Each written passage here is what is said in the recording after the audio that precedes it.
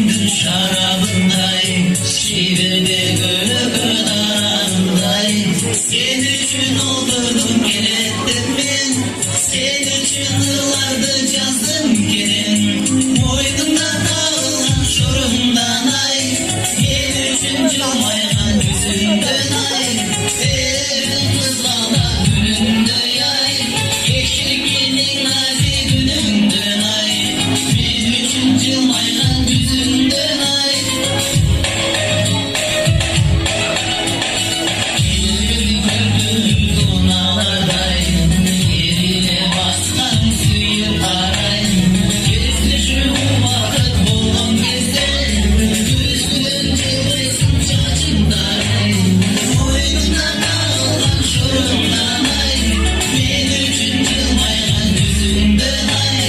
Evin kızlarla gününde yay, eşekinin nazi gününde ay. Benim için cılmayan